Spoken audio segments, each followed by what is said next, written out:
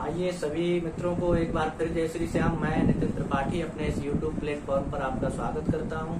पिछली क्लास में हमने जो है भाग विधि पर आधारित प्रश्नों को हल किया था। कुछ ट्रिक्स थे जो हमने बताए थे।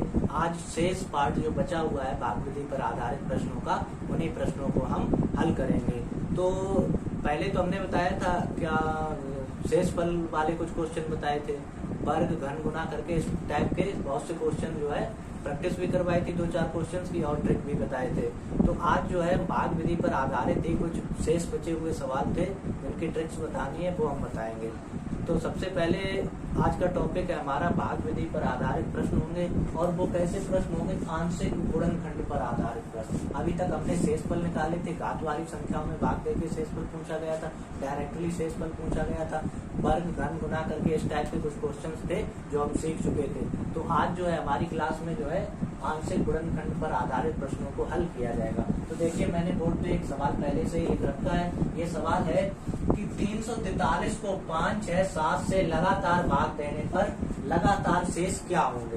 प्रश्न पूछा गया है 343 को 5 से भाग दिया जाता है, 6 से भाग दिया जाता है, 7 से भाग दिया जाता है। लगातार भाग देने पर लगातार शेष क्या होंगे? मतलब कंटिन्यू प्रोसेस चल रहा है, लगातार भाग देना और लगातार शेषफल पूछ रहा है। तो देखिए इसके लिए जो है सबसे पहले हम क्या करते हैं,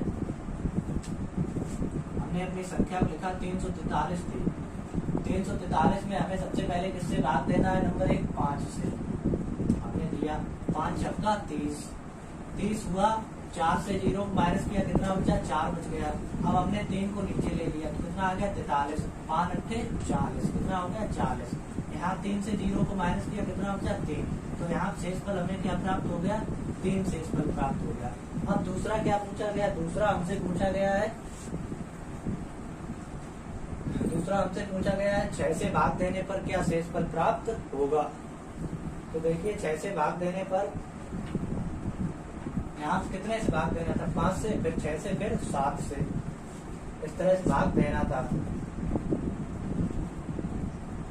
आइए देखिए हमने इसमें भाग दिया तो हमें इसका भागफल क्या प्राप्त हुआ? भागफल प्राप्त हुआ 68। अब लगातार भाग देना है तो 68 में भाग किससे दिया जाएगा? 2 नंबर किससे बताया गया है? 2 नंबर बताया गया 6 से। देखिए 6 का भाग दिया, 6 एकम 6, पूरा डिवाइड हो गया, कुछ नहीं मिला, 8 नीचे ले लिया। अब 6 में 8 का डिवाइड करना है तो 6 एकम 6, 8 से 6 को माइनस किया, 2 से आप मिल गया। अब देखिए यहाँ पे भागफल कितना आया? भागफल आया 11। अब 11 किससे भाग देना? 3 नंबर क्या बताया गया है? 7 से। 11 में हमने किससे भाग दिया? 7 से। 7 का भाग किसमें देना है? 11। तो 7 एकम 7, 11 से 7 गया, कितना बच गया? 4। ये शेषफल इसका बच गया।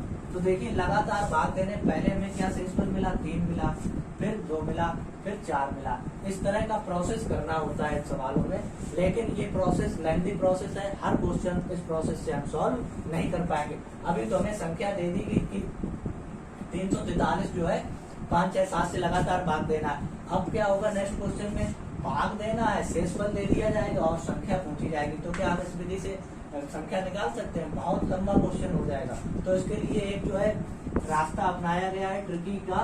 वो ट्रिकी क्या है? देखिए ट्रिकी रास्ता है, इसका ट्रिक है कि सबसे पहले हमें संख्या को लिखना है। 343 है, 343 लिख दिया। अब इसके बाद यहाँ देखिए जैसा बना रहा हूँ उसी तरह समझिए, यहाँ पे हमें शेष लिख लेना है। शेष लिख लेना। अब सबसे पहले देखिए भाग 5 का दिया गया है, 5 से भाग देंगे, 5 छक्का 30, कितना आ गया? 5 छक्का 30, 34 था, 30 हो गया, कितना बचा? 4 बचा, 43 हो गया, 5 अट्ठे 40, 40 हो गया, 3 बचा था, 43 था, 40 हो गया, 3 बचा, 3 क्या हो गया? इसका शेषफल। 5 से भाग दिया, शेषफल कितना मिल गया? 3। इसी तरह समझना। अब किससे भाग देना है? 6 से। 6 से भाग दीजिए, 6 एकम 6, कुछ नहीं बचा, फिर 8 था, 6 एकम 6, 8 था, 6 हो गया हमारे पास, 8 से 6 को माइनस किया, कितना बच गया? 2। इसका शेषफल कितना हो गया? 2। अब देखिए किससे भाग देना है? 7 से। 7 का भाग 11 में देना, 7 एकम 7, कितना बच गया? 4। देखिए लगातार संख्याओं से भाग देने पर लगातार शेष हमें क्या प्राप्त हुए? 2, 3, 2, 4, यही तो हमने निकाले थे आप, 3, 2, 4। तो ये प्रोसेस हर क्वेश्चन सॉल्व करेगा। ये प्रोसेस बहुत लेंथी प्रोसेस है, इससे हम क्वेश्चन को सॉल्व नहीं कर पाएंगे। तो एक बार ट्रिक जो हमने बताई है ट्रिक, इस ट्रिक से फिर दोबारा समझते हैं। सबसे पहले जो संख्या दी गई वो संख्या लिखनी है, फिर इसी के साइड में हमें शेषफल लिखना है। जिस संख्या का पहले भाग बताया गया उसका भाग देंगे, फैक्टर करेंगे, जो भी बच जाएगा वो शेषफल है। फिर जो भागफल आता है उसमें नेट संख्या से भाग देते हैं, शेषफल को लिख देते हैं। फिर जो भागफल आया भाग देने के बाद उसके बाद उसका भाग किया और शेषफल को लिख दिया। इस तरह से क्वेश्चन जो है आसान क्वेश्चन हो जाता है। यही ट्रिक है तुम्हारी, इसी ट्रिक से हमें सारे क्वेश्चन निकालने हैं। ये वाला प्रोसेस क्या, ये बहुत लेंथी प्रोसेस है, इस प्रोसेस से हम क्वेश्चन को सॉल्व नहीं कर पाएंगे, 1 मिनट से ज्यादा टाइम लगेगा इसमें, और ये 30 या 35 सेकंड में हम इससे कर ले जाएंगे। अब देखते हैं नेक्स्ट क्वेश्चन इसी टाइप का। आइए देखिए, उसी टाइप का क्वेश्चन लिखा गया है, इसमें संख्या को पूछा गया है। किसको पूछा गया? संख्या। देखिए वो है छोटी से छोटी संख्या कौन सी है जिसमें 4, 6, 8 से लगातार भाग देने पर शेष क्रमशः 3, 4, 2 बचते हो।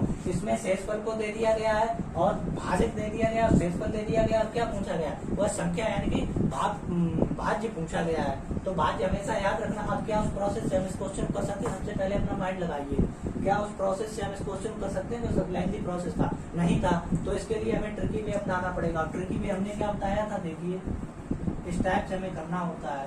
यहाँ पे हमने क्या बताया था? शेष लिखने को बताया था, शेष लिखने को बताया था। अब देखिए शेष लगातार कितने बच रहे हैं? 3 बच रहे हैं, फिर 4 बचा, उसके बाद कितना बच गया भैया? 2 बच गया। 2 बच जाने के बाद फिर क्या था? यहाँ देखिए संख्याएं कौन कौन सी हमारे पास? 4 है, 6 है और 8 है। हमने संख्याओं के साथ संख्याओं लिखने क्रम स्टार्ट करते हैं ऊपर से, 4, 6, 8 इस तरह से लिख दिया हमने। अब देखिए यहाँ जो भी रिमाइंडर आता है, जैसे कि यहाँ पे था, अब यहाँ पे पूरा पूरा भाग जाएगा, 1 आएगा। पूरा पूरा भाग जाने के बाद क्या होता है? 1 आ जाता है। तो देखिए इस प्रोसेस को हम कैसे करते हैं? इस प्रोसेस को यहाँ लिखिए, नीचे नहीं इस बॉक्स में लिखा जाएगा। तो देखिए गलती हुई, यहाँ से देखिए। अब यहाँ ये क्रम याद रखना है, किस टाइप से करते हैं। इसका मल्टीप्लाई इसमें होगा और प्लस ये होगा, यही तो शेष है। इसका गुणा करें, देखिए 8 का गुणा 1 का गुणा 8 में किया, कितना हो गया? 8 और प्लस 2 किया, 8 में प्लस 2 किया, कितना मिला हमें यहाँ पे? 10 मिल गया। खूब ध्यान से समझना, ऐसे क्वेश्चन पूछे जाते। अब देखिए यहाँ से मल्टीप्लाई ऐसा करें, इसका मल्टीप्लाई इसमें हुआ, 10 छंगा, देखिए 10 का गुणा किया 6 में, कितना होगा? 10 60। अब 60 में कौन किसे प्लस करना है? 6 को। 60 में जब 6 को प्लस करेंगे कितना हो जाएगा? 4 को, सॉरी 4 को प्लस किया 6 और कितना हो गया? 64। यहाँ पर हमने 64 को लिख दिया। खूब ध्यान से क्रम समझना है। 64 को यहाँ पे मल्टीप्लाई कराया, 64 का मल्टीप्लाई 4 में कीजिए, 64 का मल्टीप्लाई हमने 4 में किया, 4 चौके 16, 4 छंग 24 और 1 25, कितना हो गया? 256। प्लस किसे करना है? 3 को। 256 में 3 प्लस किए, कितना हो गया? 9, 5, 2, 259।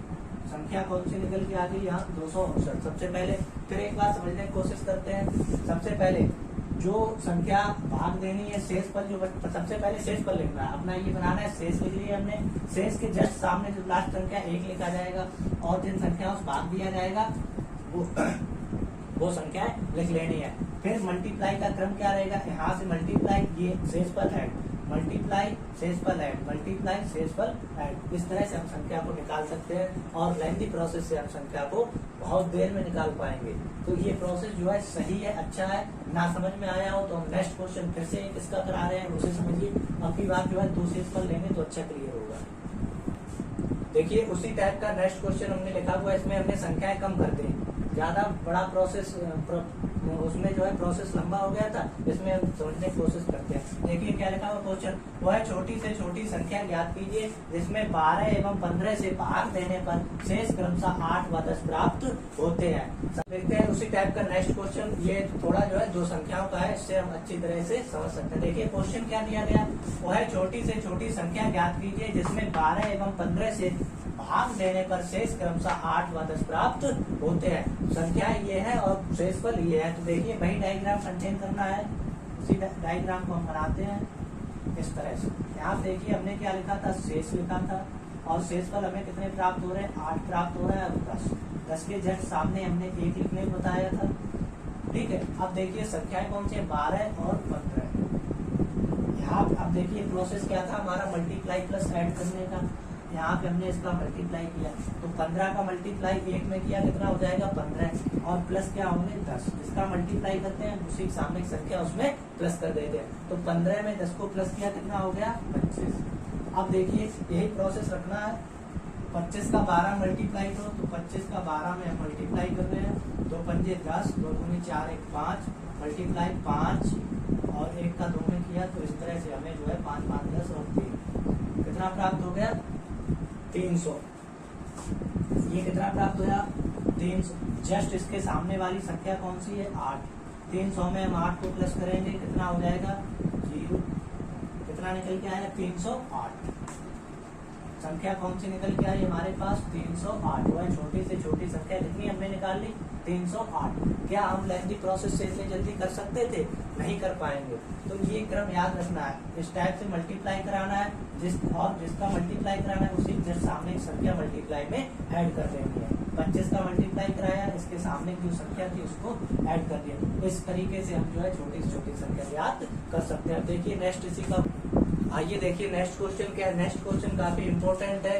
इसमें जो है देखिए नया ट्विस्ट लाया है, नए टाइप का है। करना वैसे ही है लेकिन थोड़ा ट्विस्ट है इस क्वेश्चन में। देखिए क्या है क्वेश्चन, पढ़ते हैं। किसी संख्या में 4, 6, 8 से लगातार भाग देने पर शेष क्रमशः 2, 3, 4 बचते हैं। यदि भाजकों का क्रम उलट दिया जाए तो शेष बताओ। सबसे पहले इनसे तो हमें क्या करना है, देखिए भाजकों का, ये तो नेक्स्ट क्वेश्चन है। इस क्वेश्चन से इनकी सहायता से और इनकी सहायता से हमें पहले संख्या प्राप्त करनी है, उसके बाद भाजकों का क्रम उलट देंगे, तब क्या बताना है हमें शेष फल बताने हैं। तो देखिए इस क्वेश्चन को कैसे करते हैं भाई, हमारा प्रोसेस रहेगा, हम अपना डायग्राम बनाते हैं इसी टाइप से। यहाँ पे हम शेष लिख लेते हैं। तो देखिए शेष हमें क्या प्राप्त हो रहे हैं 2 प्राप्त हो रहा है, 3 प्राप्त हो रहा है और कितना 4 के जस्ट सामने हमने 1 लिखने को बताया था। अब देखिए संख्याएं कौन कौन सी है 4, 6, 8, इनसे भाग दिया जा रहा है। ये भाजक है हमारे, इनका ही क्रम उलटने को बताया। सबसे पहले संख्या प्राप्त कर लेते हैं, फिर नेक्स्ट क्वेश्चन की ओर बढ़ते हैं। तो हमने क्या बताया था 1 का मल्टीप्लाई 8 में और जस्ट सामने वाली संख्या प्लस 8 एकम 8 और 4 12। ठीक है, अब इसका मल्टीप्लाई 12 का मल्टीप्लाई 6 में, तो 5 6 72, 12 चंगा 72 और प्लस 3 कितना हो जाएगा 75। कितना हो गया 75। अब यहाँ देखिए 75 का मल्टीप्लाई किसमें कराना है 4 में, तो 75 का मल्टीप्लाई 4 में कराइए तो कितना हो जाएगा 4 पंजा 20 और 4 सत्ते 28 और 2 30। कितना हो गया 300 में कितना जोड़ना है, जिसका मल्टीप्लाई कराया था उसे जस्ट सामने की संख्या 300 में हमने 2 को ऐड किया तो कितना हो गया 302। संख्या हमने कितनी निकाली 302। देखिए वही क्रम था, हमने संख्या प्राप्त कर ली। अब जब हमें संख्या प्राप्त हो गई तब इन्होंने क्या बताया कि भाजकों का क्रम उलट दिया जाए। संख्या हमारी थी 302 हमें प्राप्त हुई। अब देखिए भाजकों का क्रम उल्टा जाएगा, तो यहाँ उलटिए ने, उलटने से क्या होगा नीचे वाली सबसे ऊपर चली जाएगी, बीच वाली बीच में रहेगी और सबसे ऊपर थी वो कहाँ आ जाएगी नीचे। इस तरह से भाग देना है और शेष फल बताना है। तो यहाँ क्या लिखना है शेष। देखिए उसी से यहाँ से हमने संख्या प्राप्त की, जस्ट उसी टाइप से हम इसके शेषफल निकाल देंगे। देखिए कैसे निकालें। अब शेषफल जो हमने फर्स्ट लॉन्ग मेथड बताया था उससे भी निकाल सकते हैं और इससे भी निकाल सकते हैं। तो देखिए 8 का हम पढ़ रहे हैं, तो 8 3 24 और 8 चौको 32 ज्यादा हो गए, तो 8 3 24 कितना बन जाएगा 30 था 24 हो गया, तो कितना 6 62 हो गया। 8 5 40, 8 8 64 यानी 8 7 56, 62 था तो कितना 6 मिला हमें शेषफल 6 प्राप्त हो गया। इससे जब इसको भाग दिया, देखिए यहाँ पे अपना करके देख लिया करो इस टाइप से। 8 3 24, अगर नहीं समझ में आता है तो इस तरह इसका लो 6 और 2, 8 7 56, कितना मिल गया 6 शेष मिल गया, हमने 6 लिख दिया। ठीक है, इसी तरह देखिए अब कितना मिला 6 का 37 यानी कि 37 से ज्यादा ना, तो 6 6 36, कितना मिल गया शेषफल 1। अब देखिए 4 का भाग 6 में देंगे, 4 एकम 4, कितना हो गया 4 एकम 4, कितना बचा 2। तो देखिए शेषफल जब हमने क्रम उल्टा, पहले 4 6 8 था, फिर कितना हुआ 8 6 4। अब क्रम उलटने जब भाग दिया तो कितना मिला शेषफल 6 1 और 2। ये क्या है इसके आंसर। ठीक है, इस टाइप के क्वेश्चन इसी तरह से करने होते हैं। अगर हम लेजी प्रोसेस से जाएंगे तो हम तुरंत उत्तर नहीं बता पाएंगे। तो इस टाइप का क्वेश्चन जो है इसी तरह से करना है। सबसे पहले हमें संख्या प्राप्त कर लेनी है। संख्या प्राप्त करने के बाद यदि वाचकों का क्रम उलटवाया जा रहा है तो उसी तरह से हम जो है प्रोसेस को अपने कर ले जाएंगे। अब देखिए नेक्स्ट टाइप का क्वेश्चन क्या बनता है, आइए देखते हैं। अब हमारा नेक्स्ट क्वेश्चन क्या है। एक क्वेश्चन लिखा हुआ है, संख्या दे दी गई है हमें 120 और इसमें 5 टाइप से क्वेश्चन पूछा जाता है। कितने टाइप से पूछा जाता है? 5। संख्या 1 दे दी गई और इसमें से या तो ये पूछ सकता है कि कुल कितने गुणन अभाज्य खंड है, कुल कितने गुणनखंड है। तीसरा क्वेश्चन है कुल कितने समगुणनखंड है, कुल कितने विषम गुणनखंड है और गुणनखंडों का योगफल कितना है। तो हम एक ही संख्या से सभी क्वेश्चन आपको समझाने की कोशिश करेंगे और उम्मीद करूंगा कि आप लोग जो है अच्छे से समझेंगे। अपनी कॉपी में नोट कर लेना इस चीज को, जो है पूछा जाता है काफी, या तो अभाज्य खंड पूछ लेता है या गुणनखंड पूछ लेता है, समगुणनखंड पूछ लेता है या विषम गुणनखंड पूछ लेता है या गुणनखंडों का योगफल। तो सबसे पहले हमें 120 का क्या करना होगा? गुणनखंड हम सबसे पहले करेंगे, पहले के क्वेश्चन को समझते चलेंगे। तो 120 के हम गुणनखंड करते हैं तो हमने 2 से डिवाइड किया 60 आ गया, फिर 2 से डिवाइड किया 30 आ गया, उसके बाद 2 से डिवाइड किया 15 आ गया, फिर 15 किससे डिवाइड करेंगे? 3 से, 3 पंजे 15 और 5 को किससे डिवाइड किया? 1 से। तो यहाँ पे अब हम क्वेश्चन नंबर 1 को सॉल्व करेंगे। कुल कितने अभाज्य खंड है? तो देखिए हम नंबर डाले दे रहे हैं यहाँ पे 1। पूछा गया कुल कितने अभाज्य खंड है, तो देखिए यहाँ पे 2 गुणा 2 गुणा 2 गुणा 3 गुणा 5 गुणनखंडों के लिए 1 फिर 2 3 4 5 कितने गुणनखंड निकल के आए? 5।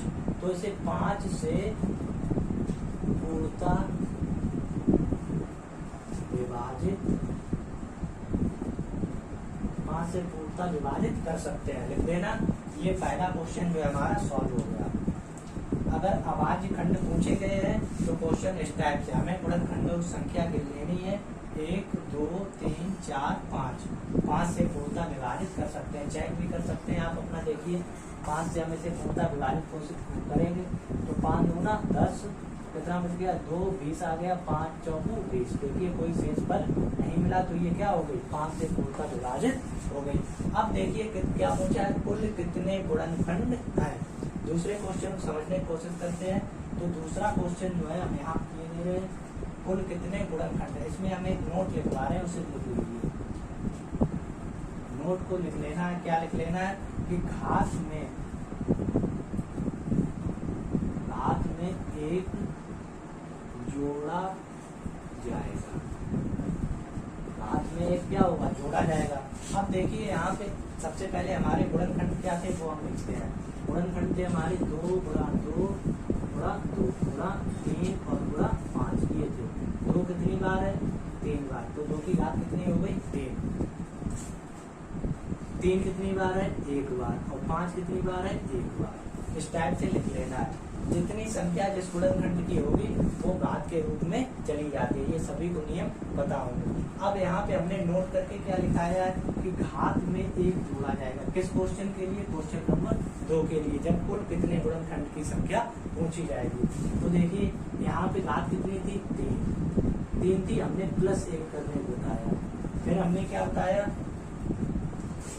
फिर देखिए यहाँ पे जो है कितनी घात है? मल्टीप्लाई का साइन, 1 घात है, 3 की घात 1 है, 1 + 1 हो गया गुणा 5 की घात कितनी है? 1, तो 1 + 1 3 1 4 2 और 2 4 दूना 8 8 दूना 16। कुल कितने गुणनखंड निकल के आए इसके? 16। क्वेश्चन नंबर 2 को इस तरह से करना है। क्वेश्चन नंबर 2 किस तरह सॉल्व करना है? इस तरह से। अब देखिए क्वेश्चन नंबर 3 कैसे करना है। क्वेश्चन नंबर 3 को हम करने की कोशिश करते हैं। हम सारे एक ही बार में बता रहे हैं जिससे आपको जो है तकलीफ ना हो। 3 नंबर किस तरह करेंगे?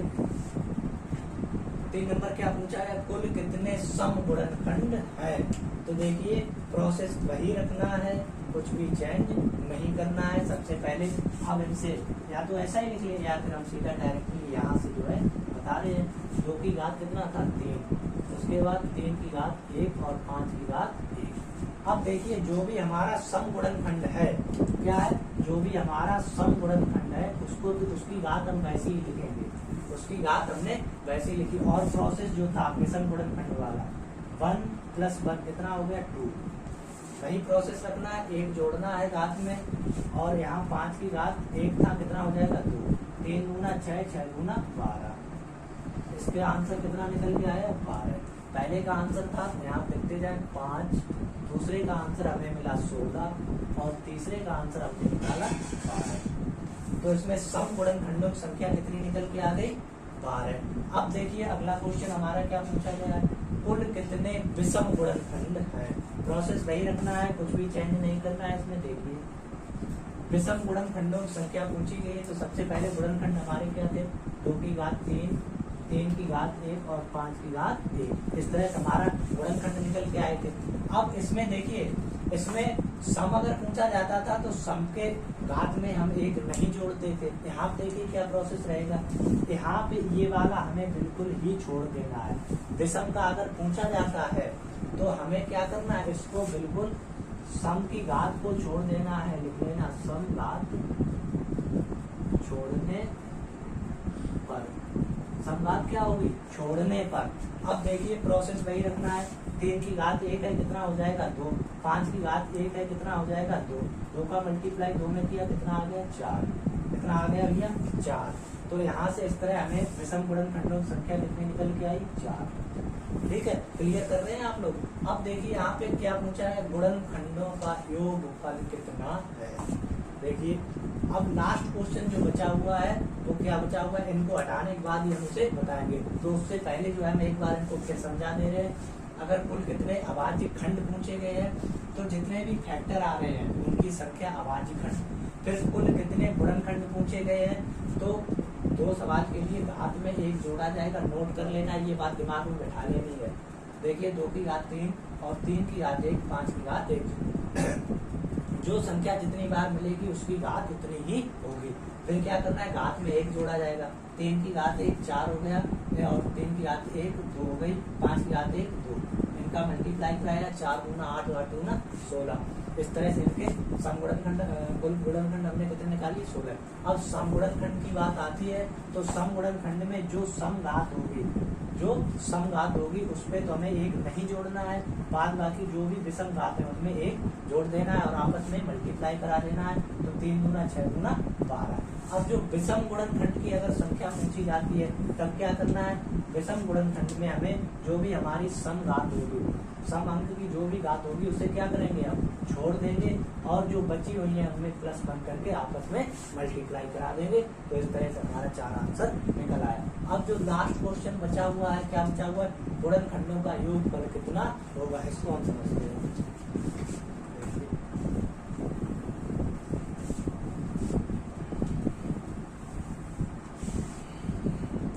5 नंबर वाला क्या पूछा है, गुणनखंडों का योगफल। यहाँ देखिए हमें सबसे पहले लिख लेना है, क्या लिख लेना है, देखिए 2 की घात कहाँ तक जा रही है। सबसे पहले गुणनखंड हम लिखते हैं अपने 2 की घात 3, 5 की घात 1 और 3 की घात 1। पहले 3 की घात 1 था और 5 की घात 1। 2 की घात हम 0 से स्टार्टिंग की हमने, उसके बाद क्या किया, 0 से स्टार्टिंग करने के बाद कहाँ तक जाना है 3 तक। तो 2 की घात 1 प्लस 2 की घात 2 और प्लस 2 की घात 3, यहाँ तक जाना है।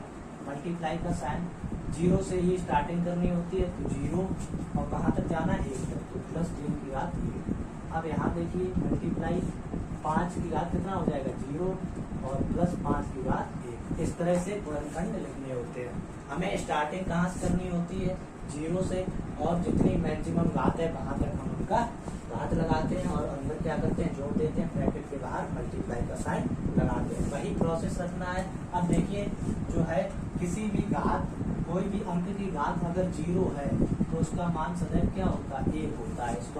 इस बात को याद रखना, किसी भी अंक की घात कितनी है 0 तो उसका मान कितना होता है 1 होता है। इस बात को जो है नोट करके अपनी कॉपी में लिख लेना। अब देखिए इसकी घात कितनी है, 2 की घात 0 तो इसका मान कितना हो गया 1, 2 की घात 1 2, 2 की घात 2 का मान 4, 2 की घात 3 का मान 8।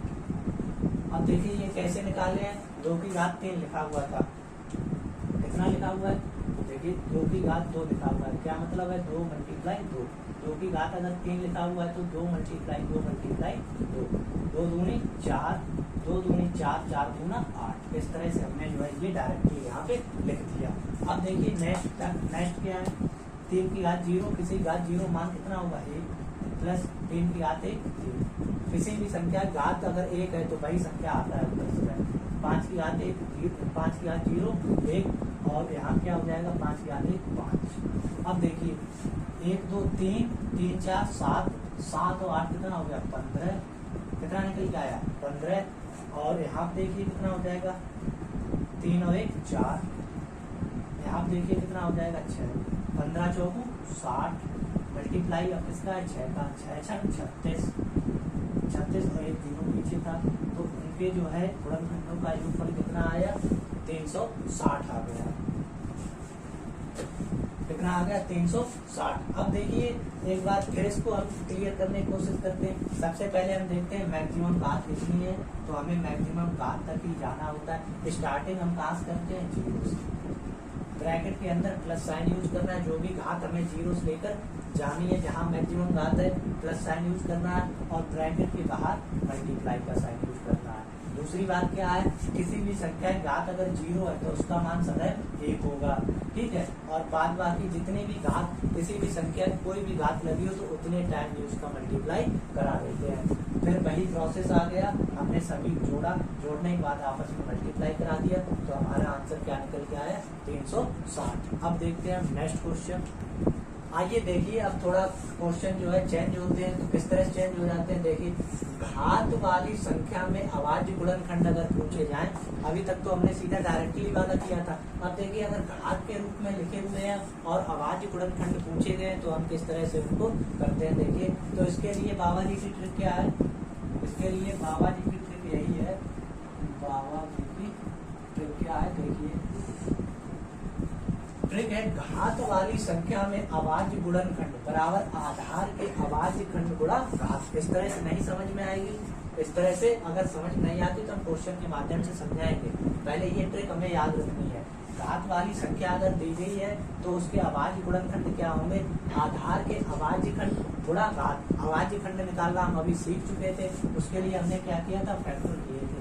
तो हमने देखिए 84 फैक्टर कर रहे हैं, 2 से मल्टीप्लाई 2 से डिवाइड किया तो 2 चौको 8 और 2 दूना 4। यहाँ से 2 से डिवाइड किया तो 2 एकम 2 गुना 4 2 एकम 2। फिर 3 से डिवाइड किया 3 सत्ते 21, फिर किससे डिवाइड कर दिया 7 से, तो 7 एकम 7। अब देखिए हम सबसे पहले क्या निकालेंगे, क्या पूछा गया आधार के अभाज्य खंड। अभाज्य खंड देखिए अभी बताया था बिल्कुल वैसे ही करना। अभाज्य खंड, अभाज्य खंड कितने हैं देखिए हमने बताया था। अभाज्य खंड अगर पूछे जाए तो हमें नंबर ऑफ फैक्टर काउंट करने होते हैं। तो देखिए हम यहाँ लिखे दे रहे हैं 2 मल्टीप्लाई 2 मल्टीप्लाई 2 3 है मल्टीप्लाई 7, इस तरह से लिख लेने हैं। देखिए काउंट करिए इनको 1 2 3 4। इसके अभाज्य खंड कितने निकल के आ गए 4। हमने लिख दिया आधार के अभाज्य खंड 4 निकल के आए। अब देखिए अभाज्य गुणनखंडों की संख्या घात वाले, यही प्रोसेस रखना है। अभाज्य खंड तो हमने निकाल लिए 4 है। अब देखिए अभाज्य गुणनखंड, अभाज्य गुणनखंड, अभाज्य गुणनखंड कैसे निकालेंगे तो इसके लिए हमने क्या बताया था, आधार के अभाज्य खंड कितने निकले हमारे 4। और देखिए क्या लिखा हुआ मल्टीप्लाई घात, घात कितने लगी हुई है इसमें देखिए 123, हमने घात लगा दी 123। अब देखिए 4 का मल्टीप्लाई 3 में करो, इस तरह से लिख लीजिए 4 तिया 12, 4 दूना 8 1 9, 4 एकम 4, कितना निकल के आ गया 492। तो इसके गुणनखंड अभाज्य गुणनखंड कितने निकल के आ गए 492। चाहे जो संख्या हो चाहे जितनी घात हो, प्रोसेस यही रखना है। क्या रखना है, जो भी आधार है। हमने बताया था अभी घातांक और करड़ी का चैप्टर पढ़ाऊंगा, उसमें अच्छे से क्लियर करवाऊंगा। अभी फिलहाल के लिए भाग विधि पर आधारित प्रश्नों के लिए एक नॉर्मल सा क्वेश्चन दिया है, चिंता ना करें। अगर नहीं समझ में तो आना चाहिए, फिर भी नहीं आता है तो घातांक और करड़ी चैप्टर में इसको और अच्छे से क्लियर करेंगे।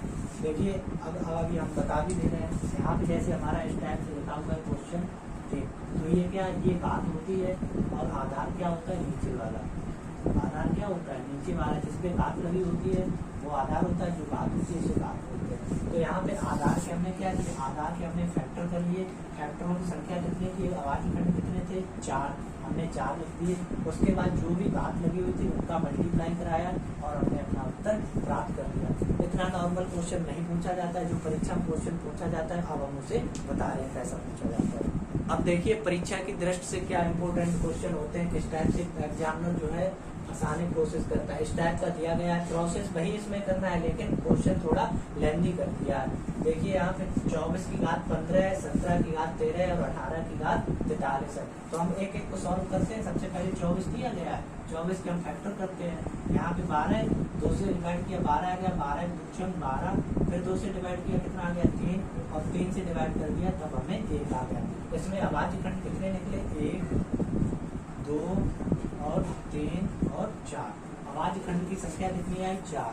अब इस पे घात कितनी लगी हुई है भैया जी, 15। तो 15 चौके कितने हो गए, यहाँ लिखे दे रहे हैं हम। 15 चौके कितने निकल के आए, 15 चौके निकल के आए हमारे पास 60। आप लिख दिया हमने 60। अब देखिए 17 के फैक्टर जब करेंगे तो 17 केवल अभाज्य संख्या 17 से डिवाइड होगी। किससे डिवाइड होगी, 17 से। तो हमने इनके हम कहा यहाँ लिख दिए, हमने याद रखना सभी। और इसके 17 का फैक्टर 1 निकल के आएगा।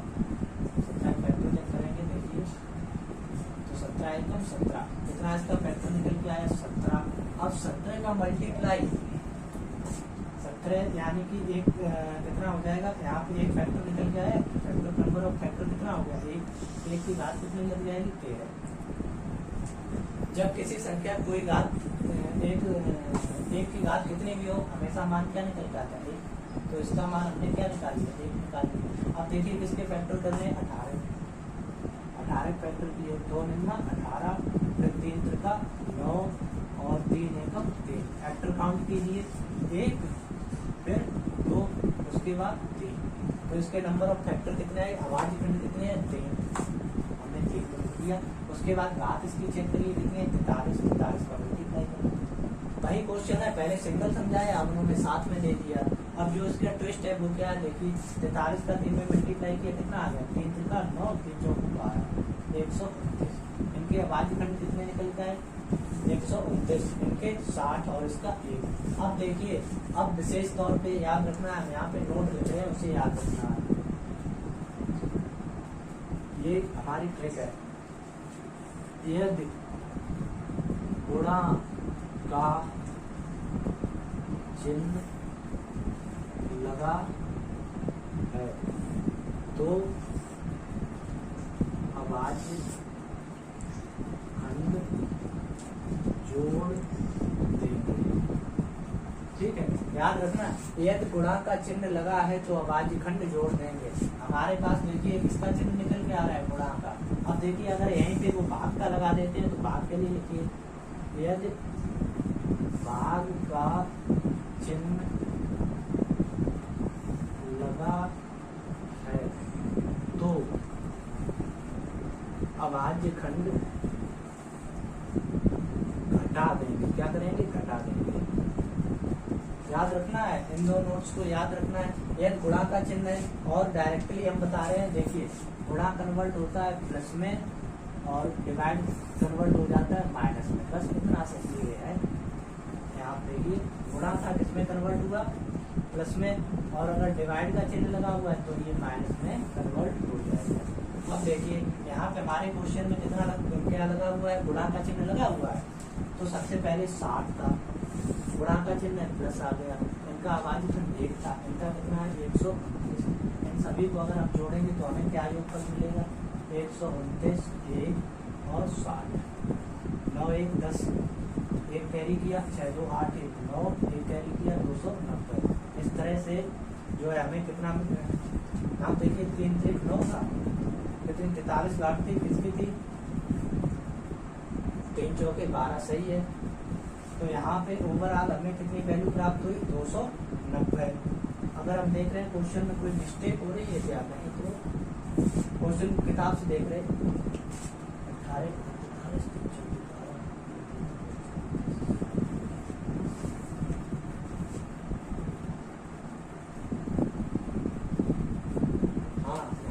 मिस्टेक की थी, देख लीजिए।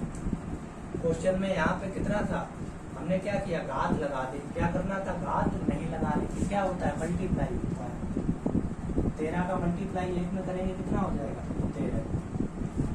जब 13 का मल्टीप्लाई 1, देखिए यहाँ पे मल्टीप्लाई किया, यहाँ पे भी मल्टीप्लाई किया, इस पे हमने घात लगा दी थी। ठीक है, गलतियां नहीं करनी है, हम भी जो है गलती कर देते हैं कभी कभी।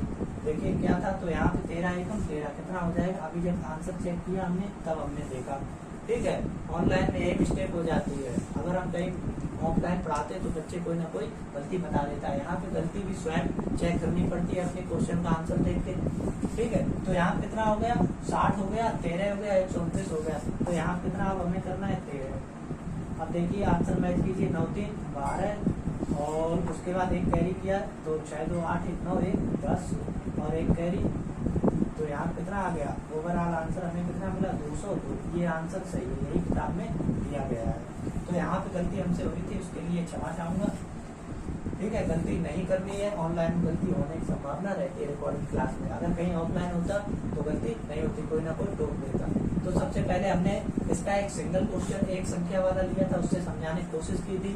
यहाँ पे हमने 2 संख्याएं ली और बताया कि अगर गुणा का चिन्ह है तो प्लस में कन्वर्ट होगा और भाग का चिन्ह है तो माइनस में कन्वर्ट होगा।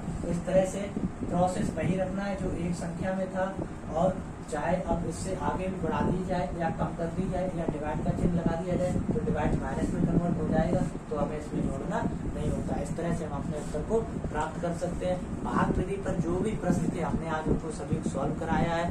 नेक्स्ट टाइम हम जो कल की क्लास में मिलेंगे तो कोई ना कोई नया चैप्टर होगा। जहाँ तक उम्मीद है कल जो है न्यूमेरिकल एबिलिटी से संबंधित हम कुछ क्वेश्चंस हल करेंगे। तो टॉपिक याद रखना है कल के लिए, न्यूमेरिकल एबिलिटी। या रीजनिंग का कोई चैप्टर अच्छा लगा तो रीजनिंग से स्टार्टिंग करेंगे।